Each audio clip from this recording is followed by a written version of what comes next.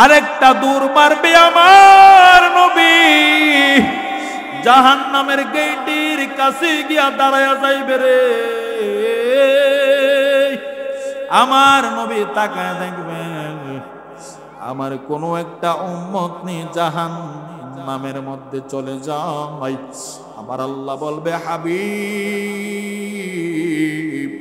আপনি আর কাঁদবেন না, আপনি আর কাঁদবেন না গো নবী, আপনার মাথা মুবারক উঠান, আপনার মাথা মুবারক উঠান। যার ব্যাপারে আপনি সুপারিশ করবেন তার ব্যাপারে সুপারিশ আমি আল্লাহ গ্রহণ করে ফেলবো। দুনিয়াটা হলো পরীক্ষার হল, মন আসেনি? ওয়ালানাবলুওয়ান্নাকুম বিশাইইম মিনাল খাউফি ওয়াল জু', ক্ষুধা দিয়ে আমার আল্লাহ পরীক্ষা করবে, ফসল নষ্ট করে পরীক্ষা করবে, সন্তান নিয়ে পরীক্ষা করবে, বিভিন্ন ভাবে আমার আল্লাহ তাআলা পরীক্ষা করবে। যদি পরীক্ষার মধ্যে আপনি পাস করতে চান আপনি অবশ্যই ধৈর্য ধারণ করতে হবে। আল্লাহ তাআলা বলেন ওয়াবাশশিরিস সাবিরিন,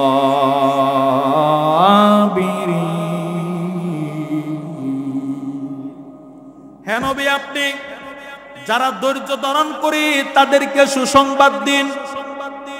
যত ধরনের বিপদ আপদ, যতই কিছু হামলা মামলা আসুক না কেন, সর্বপ্রথম আমি আপনি ধৈর্য ধরতে হবে, তারপরে সালাত আদায় করতে হবে। কথা কোন ঠিক কিনা? আল্লাহ তাআলার সাহায্য চাওয়ার, কিভাবে সাহায্য চাইতে হবে আল্লাহ তাআলা আপনাকে আমাকে শিখিয়ে দিয়েছেন। আল্লাহ পাক রব্বুল আলামিন সূরা বাকারার 153 নং আয়াতের মধ্যে বলে দিয়েছেন ইয়া আইয়ুহাল্লাযীনা আমানুস্তাঈনু বিস-সাবরি ওয়াস-সালাহ ইন্নাল্লাহা মা'আস-সাবিরিন।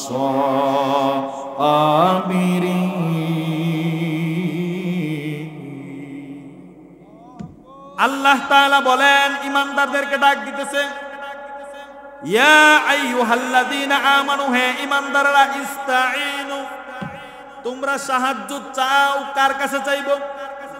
প্রতিদিন নামাজের মধ্যে দাঁড়ায়া, প্রতিদিন নয় প্রত্যেক রাকাতে নামাজের মধ্যে দাঁড়ায়া সূরা ফাতিহা পড়িনি।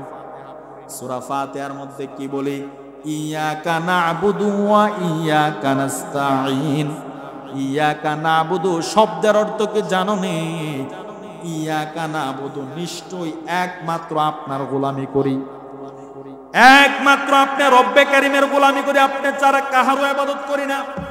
ওয়া ইয়াকা নাস্তাঈন, একমাত্র আপনার কাছে সাহায্য চাই, আপনি ছাড়া কাহারও কাছে সাহায্য চাই না। সাহাবায়ে কেরামের জিন্দেগির দিকে তাকাইলে দেখা যায় জুতার ফিতা ছিঁড়ে গেল, আল্লাহ তাআলার কাছে বলে মালিক আপনি জুতার একটা ব্যবস্থা করে দেন। যা কিছু দরকার সাহাবায়ে কেরাম আমার আল্লাহর কাছে চাইতো। দুনিয়াটা যেহেতু পরীক্ষার হল, যুগে যুগে সমস্ত আম্বিয়া কেরাম সবাই পরীক্ষা দিয়ে, কোন বান্দা বান্দি যখন জান্নাতের বাগানের মধ্যে সে বসে যায়, আল্লাহ তাআলা বলে ফেরেশতারে আমার বান্দাটা কোথায় গেল? আল্লাহ তাআলা জানার পরেও ফেরেশতাদেরকে জিজ্ঞাসা করে আমার বান্দাটা কোথায় গিয়ে বসে গেল? ফেরেশতারা বলে মালিক আল্লাহ, আপনার বান্দা দুনিয়ার জান্নাতের বাগানের মধ্যে বসে গেছে। ফেরেশতারা কিন্তু বলেছিল মানুষ বানানোর কোনো দরকার নাই। ওয়াইজ ক্বালা রাব্বুকা লিল মালাইকাতি ইন্নী জাইলুন ফিল আরদি খলিফা ক্বালু আতাজআলু ফিহা মান ইউফসিদু ফিহা ওয়া ইয়াসফিকুদ দিমাআ। ফেরেশতারা বলেছিল মালিক দুনিয়ার মধ্যে মানুষ বানানোর কোনো দরকার নাই। মানুষ দুনিয়াতে গিয়ে মারামারি কাটাকাটি চুরি ডাকাতি রাহাজানি অন্যায় অবিচার রক্তপাত করবে, আল্লাহ পাক রব্বুল আলামিন বলেছে, ফেরেশতারা রে, আমি রব্বে কারীম যা জানি তোমরা তা জানো না। মানুষ যখন গুনাহগুলি ছাড়িয়া জান্নাতের বাগানের মধ্যে ক্ষমা পাইবার জন্য এসে বসে যায়, আমার রব্বে কারীম বলে, যদিও আমার বান্দাটা 60 বছর 70 বছর গুনাহ করেছে, যদিও পুরাটা জিন্দেগি ভর গুনাহ করেছি, আজকে মাহফিলে বসার কারণে আমি রব্বে কারীমের দরবারে তাওবা করার কারণে পুরা জিন্দেগির গুনাহ আমি মাফ করে দিলাম। তুমি রহমান, তুমি মেহেরবান, বলে তুমি রহমান, তুমি জনম জনম যদি গাহি তোমার মহিমা গাওয়া শেষ হবে নাহি। জনম জনম যদি গাহি তোমার মহিমা গাওয়া শেষ হবে নাহি। দয়া করো মায়া করো ওহে দয়াবান, তুমি রহমান, তুমি মেহেরবান, বলে তুমি রহমান, তুমি মেহেরবান। কখন তোমাকে যদি ভুলি হেদায়াতের আলো জেলে নিয় কাছে তুলি। দয়া করো মায়া করো ওহে দয়াবান, তুমি রহমান, তুমি মেহেরবান। চিৎকার মেরে বলে আল্লাহু আকবার। আমার আল্লাহ চাইলে আপনার আমার জিন্দেগির গুনাহগুলো মাফ করতে পারেনি। সম্মানিত ভাইয়েরা, দুনিয়ার জিন্দেগির মধ্যে আমি আপনি আছি। আল্লাহ তাআলা দুনিয়ার মধ্যে বান্দা বান্দিকে পাঠানোর মূল মাকসাদ হলো যতদিন পর্যন্ত দুনিয়ার মধ্যে থাকবো ততদিন পর্যন্ত গোলামি করতে হবে কার? আরো জোরে বলি কার? আল্লাহ তাআলা কোরআনে কারীমের মধ্যে বলেন, ওয়ামা খালাকুতুল জিন্না ওয়াল ইনসা ইল্লা লিয়াবুদুন।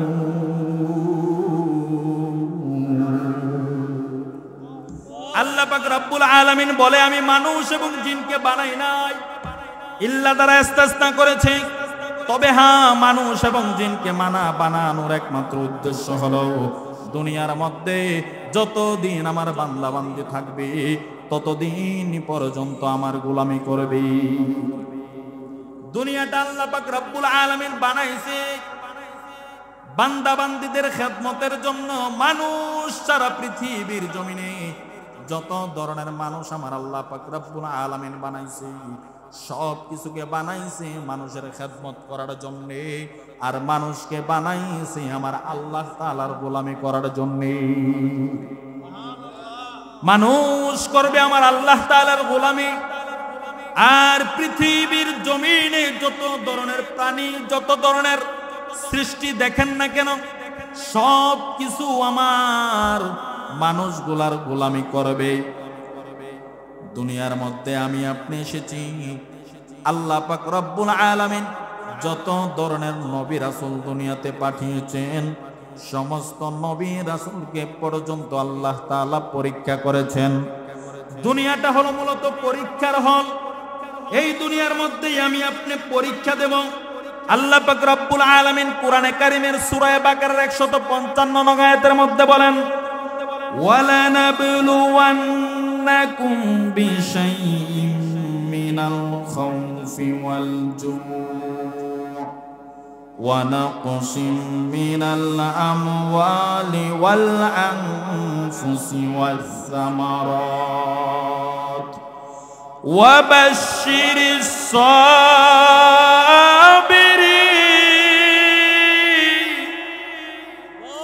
আল্লাহ তাআলা বলেন মানুষকে আমি পরীক্ষা করব ওয়ালানাবলুওয়ান্নাকুম অবশ্যই অবশ্যই তোমাদেরকে আমি পরীক্ষা করব কোন কোন জিনিস দ্বারা পরীক্ষা করব ওয়ালানাবলুওয়ান্নাকুম বিশাইইম মিনাল খাউফ ভয় দ্বারা তোমাদেরকে আমি পরীক্ষা করব ভয়ের মধ্যে ফেলিয়া তোমার বান্দাদেরকে আমি পরীক্ষা করব ওয়াল জু ক্ষুধার মধ্যে ফেলে তোমাদেরকে আমি পরীক্ষা করব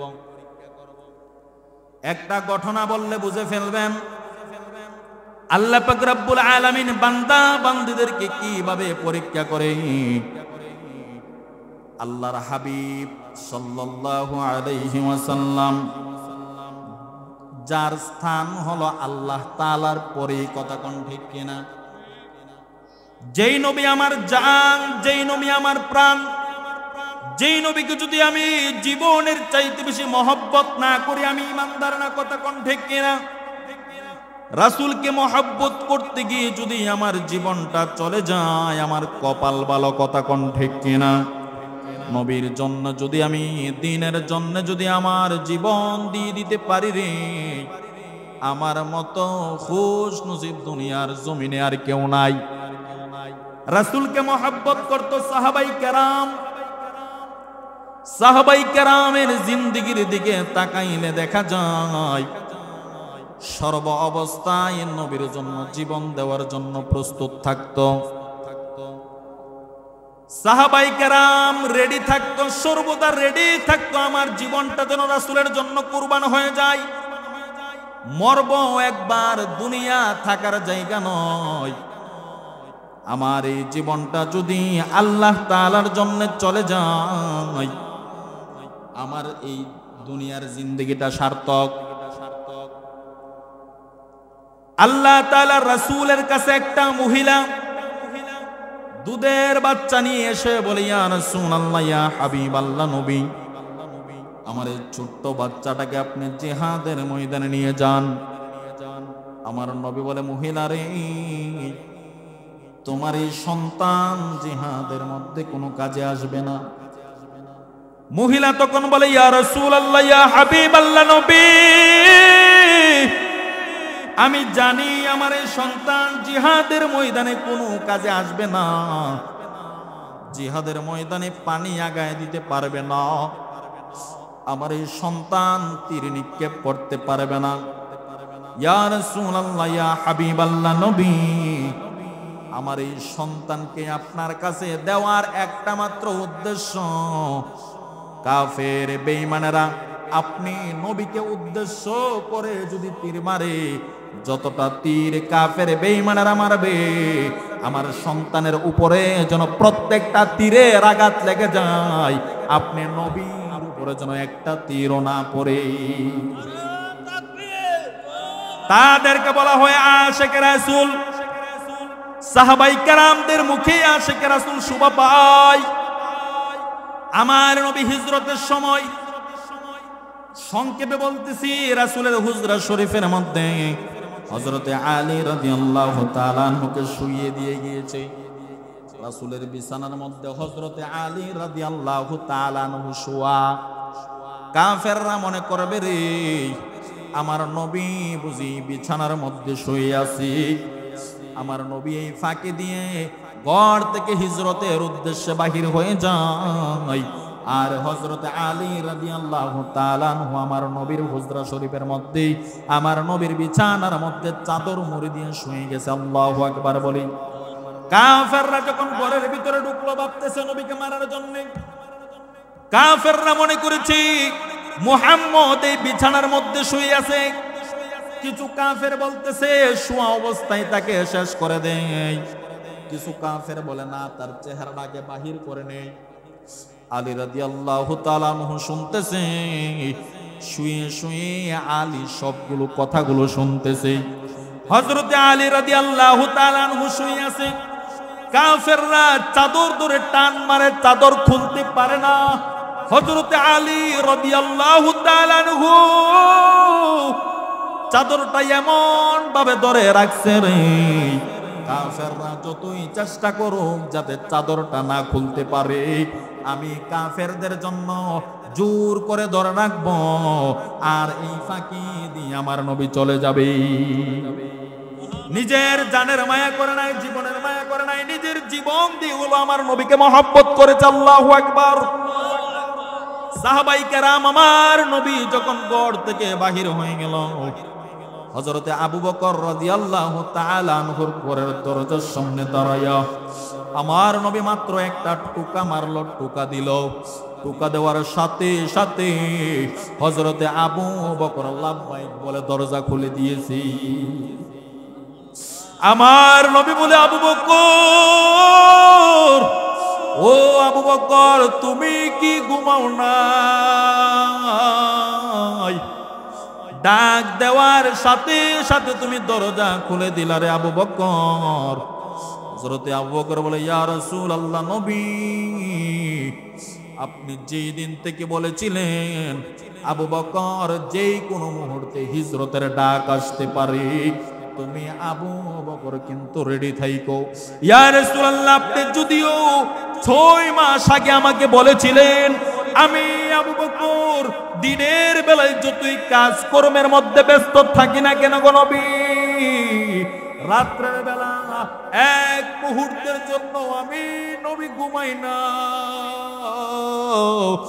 এক মুহূর্তের জন্য আমি বিছানার মধ্যে পিঠ লাগাই না গো নবী। আমি চিন্তা করি কোন সময় আমার নবী আমার ঘরের দরজার সামনে এসে ডাক মারবে, আর আমি আবু বকর যদি ঘুমের ঘরে থাকি, আমি আবু বকর ঘুমের ঘরে থাকলে আমার নবী যদি ঘরের দরজার সামনে দাঁড়ায়া কষ্ট পায়, আমি আবু বকরের ইবাদত গুলো সব বরবাদ হয়ে যাবে। এমন মহব্বত করত সাহাবাই কেরাম। আমরাও সাহাবাই কেরামদের মহব্বত থেকে রাসূলকে মহব্বত শিখতে হবে। শুধু মিষ্টি খাইলাম, মিষ্টি খাইয়া রাসূলের সুন্নত আদায় করলাম হবে না, রাসূলের জন্য সর্বদা জীবন দেওয়ার জন্য প্রস্তুত থাকতে হবে। কথা কোন ঠিক কিনা?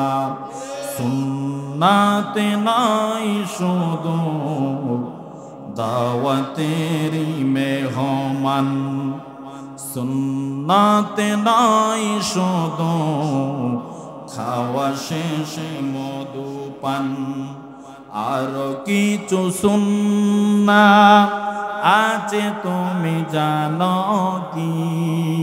জানলেও জীবনে কখনো তা মানো কি? জানলেও জীবনে কখনো তা মানো কি?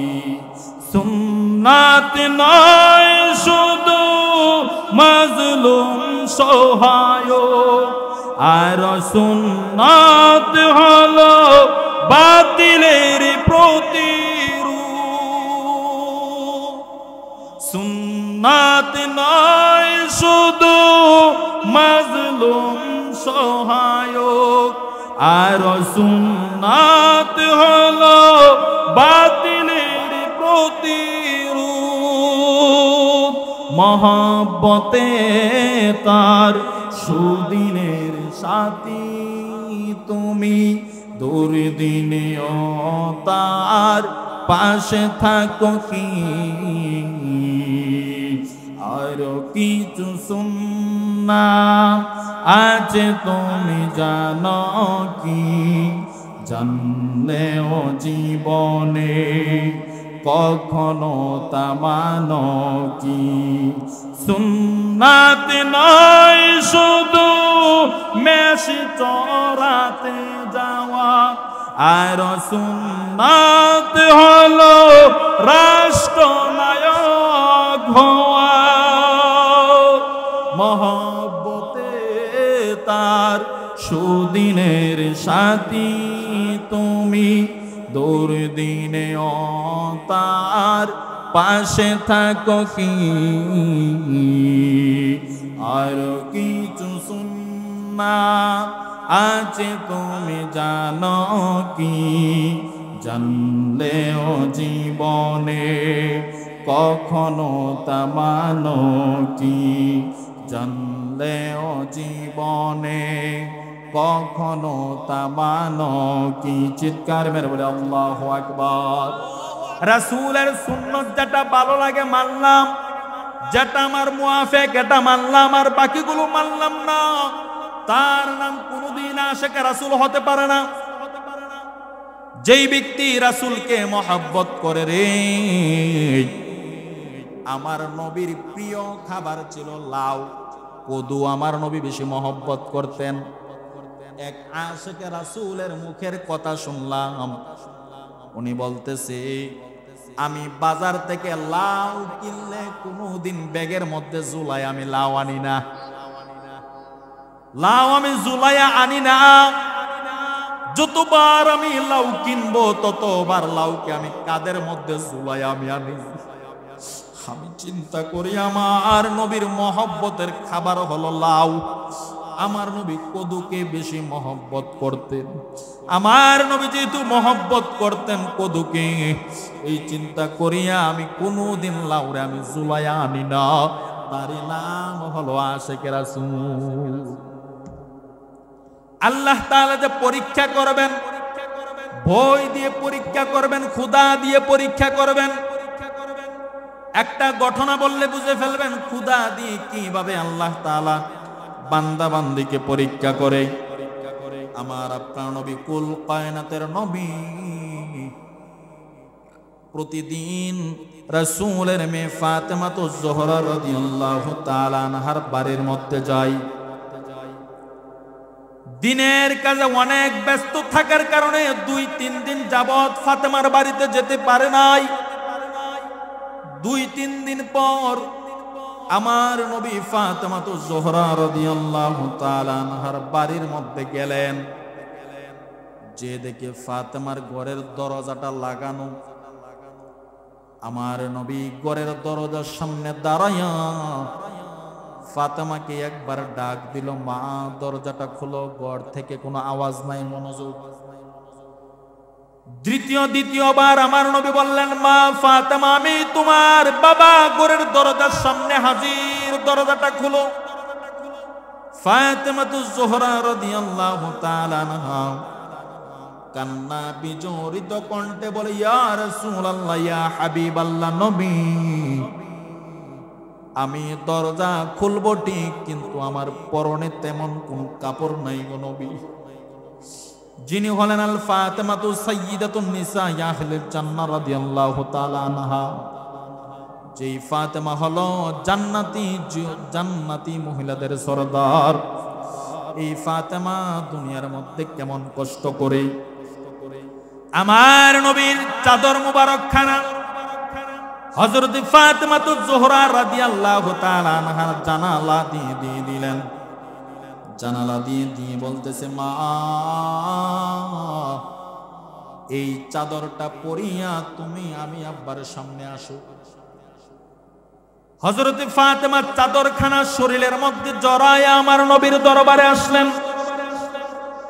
আসার পরে আমার নবী তাকায়া দেখে ফাতেমার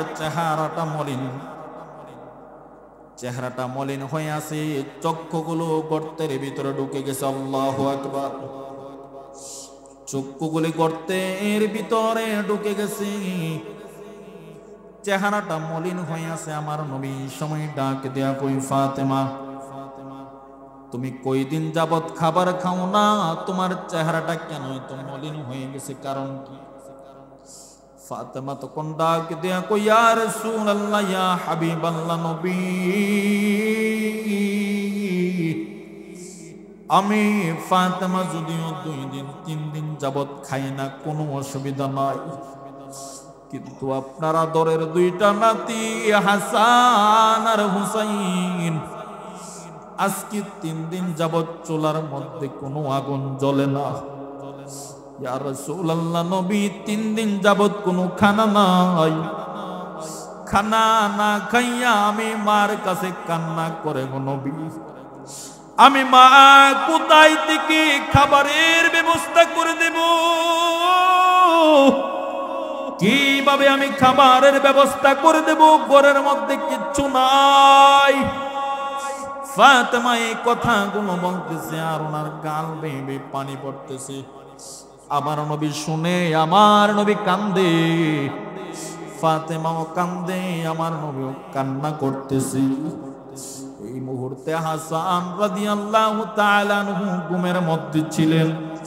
ঘুম থেকে লাফ মেরে উঠে গেল। ঘুম থেকে উঠিয়া নানাজির পায়ের মধ্যে জড়িয়ে ধরে বলে, নানা, ও নানা, আপনি হলেন কুল কায়নাতের নানা, আপনি পুরা আরব বিশ্বের বিচার করেন গো নানা, আজকে আপনার মেয়ের বিচার আপনি করতে হবে। এই আওয়াজ শুনিয়া হযরত হুসাইন রাদিয়াল্লাহু তাআলা আনহু ঘুম থেকে উঠে গেল। ঘুম থেকে উঠে উনিও কান্না করতেছে। দুই ভাই আমার নবীকে জড়িয়ে ধরে বলে, নানা, আপনি সমগ্র আরব বিশ্বের বিচার করেন, আজকে আপনার মেয়ের বিচার আপনি করতে হবে। আমার নবী বলে, কেন, আমার মেয়ে কি করেছে? হাসান আর হুসাইন ডাক দিয়ে বলে, ইয়া রাসূলুল্লাহ, ইয়া হাবিবাল্লাহ নবী, আজকে 3 দিন যাবত আমরা অনাহার, ঘরের চুলার মধ্যে কোনো খাবার জ্বলে না গো নবী, আমরা ছোট্ট মানুষ, আপনার মেয়ে আমাদেরকে বলে খানা বানাইবো, খানা দেব করিয়া আজকে 3 দিন যাবত আমাদেরকে কোনো খানা দেই না। এই কথা শোনার সাথে সাথে আমার নবীর গাল বেয়ে বেয়ে পানি পড়তেছে।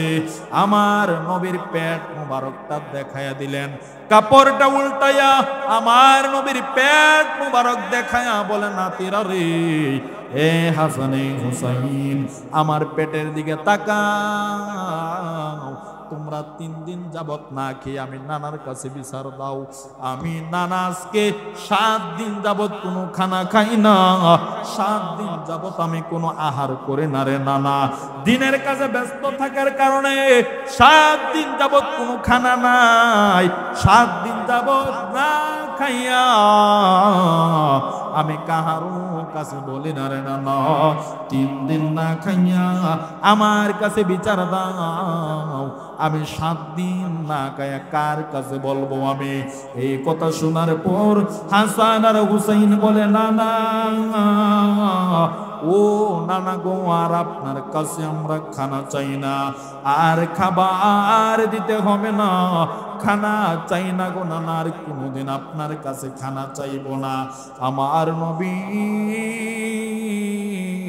খিদার যন্ত্রণা লইয়া উম্মতের দারে দারে যায়, তারপরও আমার নবী দিন থেকে পিছু পা হই না। ক্ষুধা নিয়া, ক্ষুধার্ত শরীর নিয়া আমার নবী উম্মতের দারে দারে যায়, আহলে বায়তের সদস্যরা পর্যন্ত খাবার খায় না, তার নাম হলো ইসলাম। কথা কোন ঠিক কিনা? খোদার জ্বালাই নবীজি মোর বেঁধেছিল পেটে পাতর, কাতর হয়ে নবীজি মোর পরে যেত জমিনে, নবী বিনে কে তরাবে ফুল সেরাত মিজানে, নবী বিনে কে তরাবে মিজানে। চলো চলো চলো মুমিন, চলো নবীর সন্ধানে, নবী বিনে কে তরাবে ফুল সেরাত মিজানে, নবী বিনে কে তরাবে ফুল সেরাত মিজানে। এমন এতিম নবী আমার, পিতা মাতা নাই যে তাহার, এমন এতিম নবী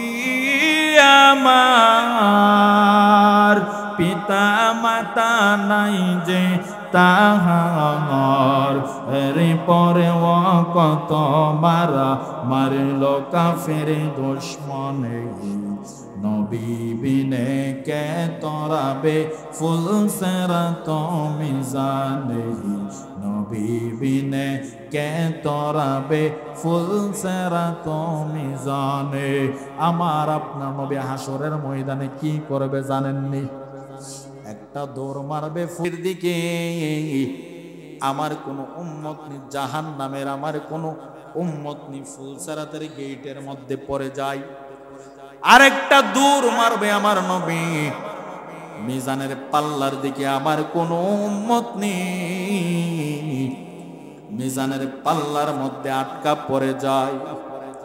আরেকটা দৌড় মারবে আমার নবী জাহান্নামের গেটের কাছে গিয়া দাঁড়ায়া যাইবে রে।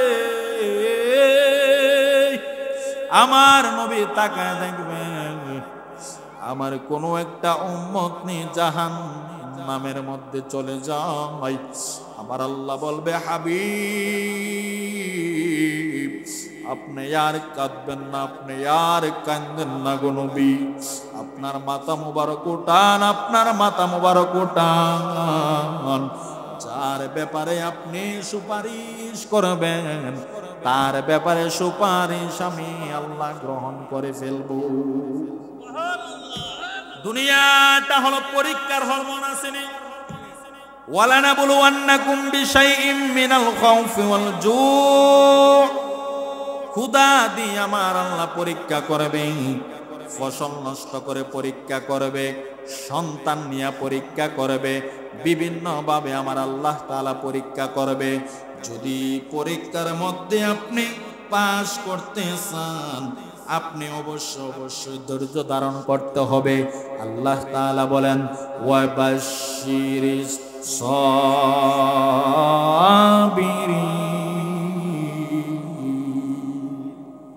হে নবী, আপনি যারা ধৈর্য ধারণ করে তাদেরকে সুসংবাদ দিন। যত ধরনের বিপদ আপদ, যতই কিছু হামলা মামলা আসুক না কেন, সর্বপ্রথম আমি আপনি ধৈর্য ধরতে হবে, তারপরে সালাত আদায় করতে হবে। কথা কোন ঠিক কিনা?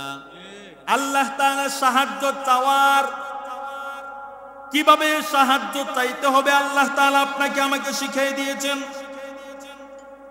আল্লাহ পাক রব্বুল আলামিন সূরা বাকারার 153 নং আয়াতের মধ্যে বলে দিয়েছেন, ইয়া আইয়ুহাল্লাযীনা আমানুস্তাঈনু বিস-সাবরি ওয়াস-সালাহ ইন্নাল্লাহা মা'আস-সাবিরিন।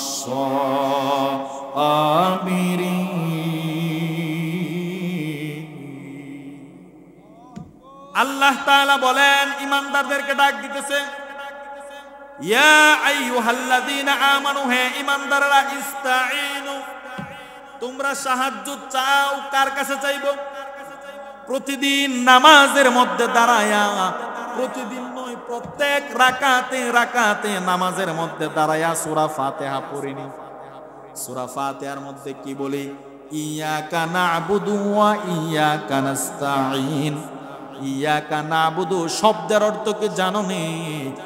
ইয়াকা না'বুদু, নিশ্চয়ই একমাত্র আপনার গোলামি করি, একমাত্র আপনার রব্বে কারীমের গোলামি করি, আপনি ছাড়া কাহারও ইবাদত করি না। ওয়া ইয়াকা নাস্তাঈন, একমাত্র আপনার কাছে সাহায্য চাই, আপনি ছাড়া কাহারও কাছে সাহায্য চাই না। সাহাবায়ে কেরামের জিন্দেগির দিকে তাকাইলে দেখা যায় জুতার ফিতা ছিঁড়ে গেল, আল্লাহ তাআলার কাছে বলে, মালিক আপনি জুতার একটা ব্যবস্থা করে দেন। যা কিছু দরকার সাহাবায়ে কেরাম আমার আল্লাহর কাছে চাইতো।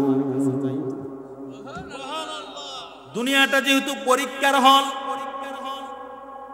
যুগে যুগে সমস্ত আম্বিয়া কেরাম সবাই পরীক্ষা দিয়ে এসেছে।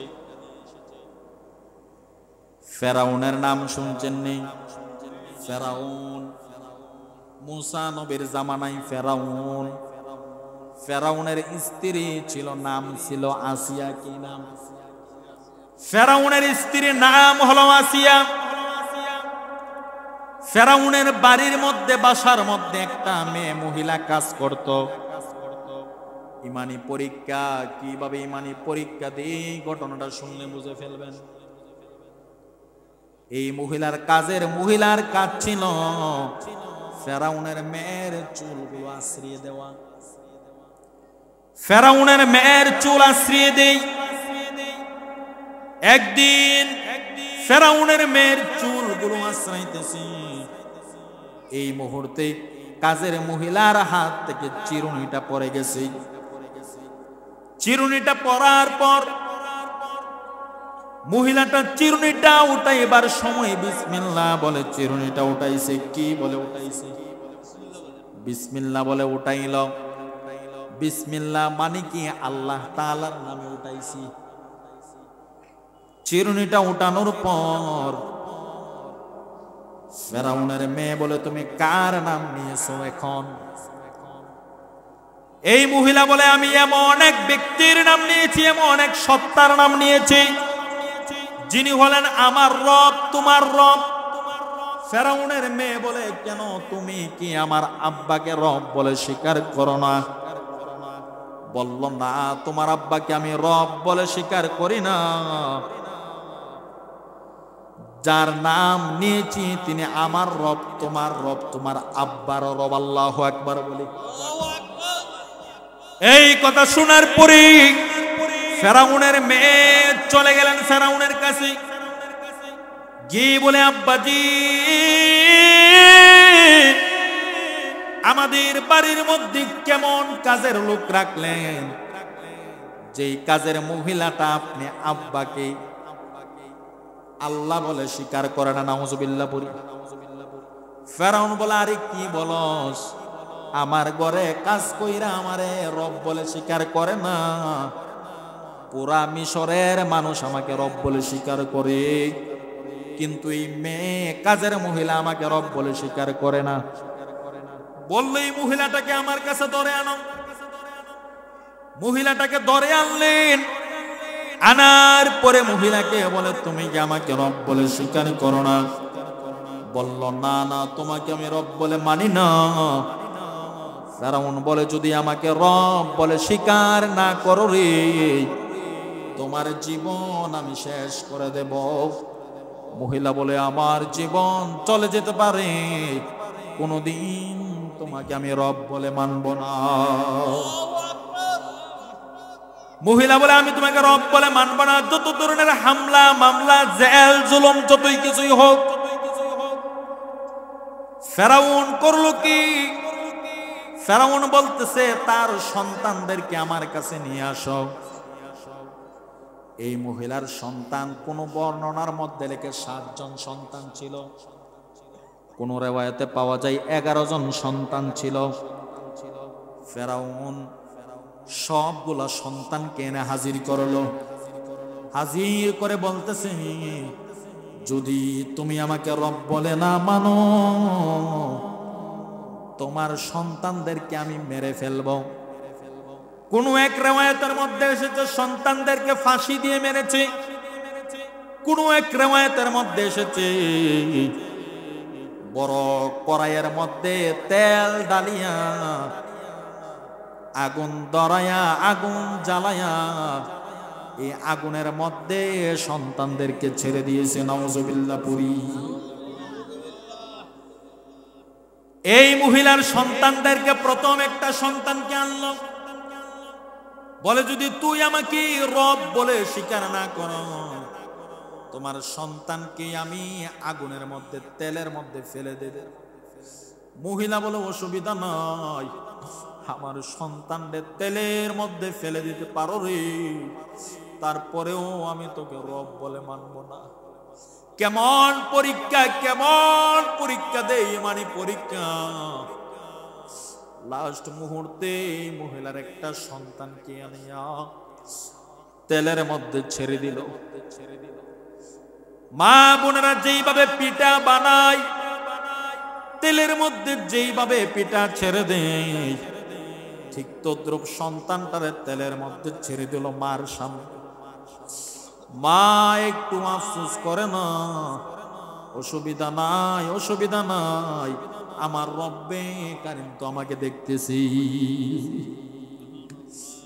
এই মহিলার প্রথম সন্তানকে তেলের মধ্যে ছাড়ার পর বলতেছে, এখনো সময় আছে, তুই যদি আমাকে রব বলে মানো, আমি তোর বাকি সন্তানগুলাকে এবং তোকে আমি ছেড়ে দেব। মহিলা বলে, না রে না, আমার সন্তান কেন, আমাকে সহ যদি তেলের মধ্যে ছেড়ে দেস, আমাকে সহ যদি দুনিয়া থেকে বিদায় করে দাও, তারপরেও আমার রব একমাত্র আল্লাহ। এই মহিলার এক এক করে প্রত্যেকটা সন্তানকে তেলের মধ্যে ফেলে দিল। তেলের মধ্যে ফেলিয়া প্রত্যেকটা সন্তান মারা গেল। লাস্ট মুহূর্তে মহিলাকে বলে, এখনো সময় আছে, তুই আমাকে রব বলে মান। মহিলা বলে, আমার প্রত্যেকটা সন্তানকে যেইভাবে তুই তেলের মধ্যে ফেলে মেরে ফেলেছিস, যেইভাবে তেলের মধ্যে ফেলে আমার প্রত্যেকটা সন্তান শাহাদাত বরণ করেছি, আমাকেও তেলের মধ্যে ফেলে দিতে পারো, তারপরেও আমি তোমাকে রব বলে মানব না। লাস্ট মুহূর্তে মহিলাকেও তেলের মধ্যে ফেলে দিল। মহিলা সন্তান সহ মহিলা দুনিয়া থেকে বিদায় হয়ে গেল। বিদায় হয়ে যাওয়ার পর ফেরাউনের স্ত্রী আসিয়ার কাছে গেল। আসিয়ার কাছে গিয়ে বলে, স্ত্রী আমার, আজকে একটা কাজ করেছি আমি। স্ত্রী বলে, কি কাজ করেছেন? ফেরাউন বলে, আমার ঘরের যে কাজের মহিলা ছিল, এই মহিলা এবং মহিলার সমস্ত সন্তানদেরকে তেলের মধ্যে ফেলে আমি মেরে ফেলেছি। এই কথা বলার পর আসিয়া বলে, যেই টাইমে যে সময় মালাকুল মউত এই মহিলার জীবনটা বাহির করে, আমি তাকায়া দেখি আসমানের ফেরেশতাগুলি সংবর্ধনা জানাইতেছে। আসমানের ফেরেশতারা লাইন ধরেছে, লাইন ধরে ধরে মহিলার রূহটা নেওয়ার জন্য এসেছে, সংবর্ধনা জানাইতেছে, আহলান সাহলান মারহাবান মারহাবান বলতেছে। ফেরাউন বলে, কি কস তুই? আমার স্ত্রী আসিয়া, তুইও দেখি আল্লাহর কথা বলস? বলছে, হ্যাঁ আমি আমার আল্লাহর কথা বলি। এই কথা বলার পরে ফেরাউন বলে, কেন রে বিবি, তুই কি আমাকে রব বলে স্বীকার করস না? আসিয়া বলে, না না না, তোকে আমি রব বলে মানি না। বলল, আমাকে যদি রব বলে না মানো, কাকে মানো? ফেরাউনের স্ত্রী আসিয়া কয়, আমার রব যিনি, তোমার রব তিনি, কুল কায়নাতের রব হলো আমার আল্লাহ, সব কিছুর রব হলো আমার আল্লাহ। তুই ফেরাউনকে আমি রব বলে মানি না। এই কথা বলার সাথে সাথে ফেরাউন চিন্তা করতেছে, হাই রে হাই, আমার কি হয়ে গেল? পুরা এলাকার মানুষ আমাকে রব বলে স্বীকার করে, কিন্তু আমার ঘরের আমার বিবি আমাকে রব বলে স্বীকার করে না। এই কথা বলার পর ফেরাউন, তার বন্ধু ছিল হামান, সবাই এসে বসে পড়ি। তো যে কথাটা বলতেছিলাম 1 মিনিটে শেষ করে দেব।